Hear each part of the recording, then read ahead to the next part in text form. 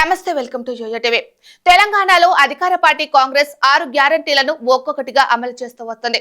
RTC బస్సులలో మహిళలకు ఉచిత బస్సు ప్రయాణం, ఆరోగ్యశ్రీ పరిమితి పెంపు, ఉచిత విద్యుత్, 500కే గ్యాస్ సిలిండర్, 2 లక్షల రుణమాఫీ లాంటివి అమలు చేసింది.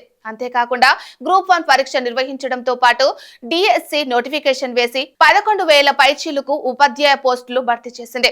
కాంగ్రెస్ ప్రభుత్వం ఇప్పటి వరకు 50,000 ఉద్యోగాలు భర్తీ చేశామని చెబుతుంది. ఇదంతా బాగానే ఉన్నా అమలు అవుతున్న పథకాలను ప్రచారం చేయడంలో విఫలమవుతుందనే చర్చ కాంగ్రెస్ వర్గాల్లో జరుగుతోంది. గత బీఆర్ఎస్ 10 ఏళ్ల పాలనలో అమలు చేసిన పథకాలను ప్రచారం చేయడంతో పాటు బీఆర్ఎస్ పార్టీ నేతలు పెద్ద ఎత్తున సంబరాలు జరుపుకున్నారు. అలా తాము కూడా ఎందుకు ప్రచారం చేసుకోలేకపోతున్నామని కాంగ్రెస్ పార్టీ నేతలే విస్మయం వ్యక్తం చేస్తున్నట్లు సమాచారం.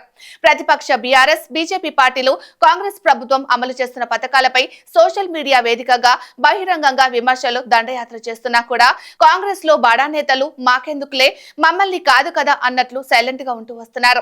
కేవలం మంత్రులు కోమటిరెడ్డి వెంకటరెడ్డి, సీతక్క, పొన్నం ప్రభాకర్, అప్పుడప్పుడు పొంగులేటి శ్రీనివాస్ రెడ్డి తప్ప మిగతా మంత్రులు కానీ ఎమ్మెల్యేలు కానీ స్పందించలేకపోవడంపై సీఎం రేవంత్ రెడ్డి గుర్రుగా ఉన్నట్లు సమాచారం. ఇదే విషయం ఇప్పుడు గాంధీ భవన్ సర్కిల్లో చర్చనీయాంశంగా మారింది. ముఖ్యమంత్రిగా రేవంత్ రెడ్డి తెలంగాణ కాంగ్రెస్ ప్రభుత్వం అమలు చేస్తున్న సంక్షేమ పథకాలను ప్రచారం చేయడంతో పాటు ప్రతిపక్షాలకు ఒక్కడే దిటుగా సమాధానం చెప్తున్నారు. వేదికలపై కూడా ఆయన మాత్రమే గలం విప్పుతున్నారు. విమర్శలకు ప్రతి విమర్శలకు చేస్తున్నారు. అయితే రేవంత్ సర్కార్ ప్రతిష్టాత్మకంగా చేపట్టిన కులగణనకు సంబంధించి ప్రతిపక్షాలు పనిగట్టుకొని దుష్ప్రచారం ప్రచారం చేస్తున్నప్పటికీ ఇటు పార్టీ పరంగా కానీ వారిని ధీటుగా ఎదుర్కోలేకపోతున్నామనే విమర్శలు వినిపిస్తున్నాయి. పిసిసి అధ్యక్షుడు మహేష్ కుమార్ గౌడ్ కూడా సమర్థవంతమైన విధంగా కౌంటర్ ఇవ్వడం లేదని చర్చ జరుగుతుంది.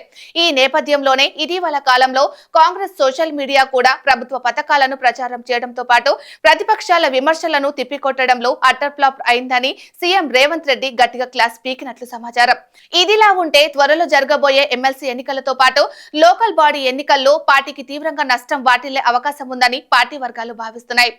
ఇప్పటికైనా ప్రతిపక్షాల విమర్శలను ఇటు ప్రభుత్వ పరంగా అటు పార్టీ పరంగా సమర్థంగా ఎదుర్కొని కాంగ్రెస్ అమలు చేస్తున్నటువంటి 6 గ్యారంటీలతో పాటు కులగణనను ప్రజల్లోకి క్షేత్రస్థాయిలో తీసుకోపోగలిగితే రానున్న కాలంలో కాంగ్రెస్ పార్టీకి ఎలాంటి డోకా లేదని ఆ పార్టీలోని పలువురు కీలక నేతలు చెబుతున్నారు. కానీ తాజా పరిణామాలు చూస్తుంటే మాత్రం ఎందుకు విరుద్ధంగా కనిపిస్తున్నాయి. ఇప్పటికైనా కీలక నేతలు ఈ విషయాన్ని గ్రహించి ఇంకా యాక్టివ్ అయితే బెటర్.